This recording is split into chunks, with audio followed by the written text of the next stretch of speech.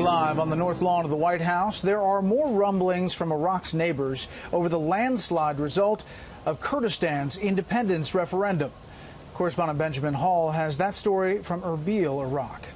ISIS fighters are still out there, just across from these Kurdish front lines. But today, Kurdish soldiers are preparing to defend against a very different threat: Baghdad. These positions were built in 2015 to defend against ISIS, and in fact the terror group are still just 2 miles away. But since the referendum, this has also become the border for a possible Kurdish state.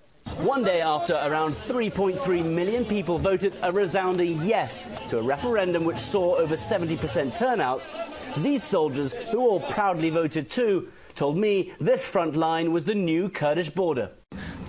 Be assured we will stay in these trenches, whether it's the militias or the Iraqi army who come. This is our border. We will never leave.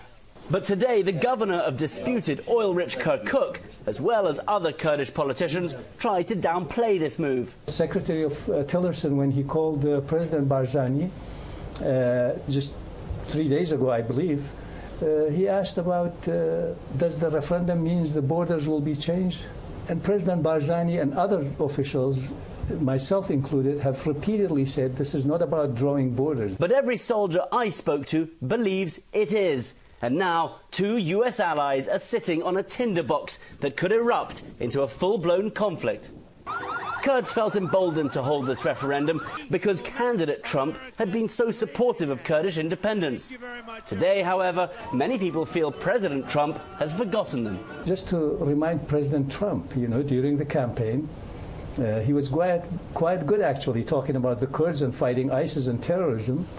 And I think he should remember that. Already, the Baghdad government is responding, holding joint military drills with Turkey on the border and giving the Kurds till Friday for them to hand over control of all their airports. So although the front lines are calm here for today, soldiers say they're ready to fight.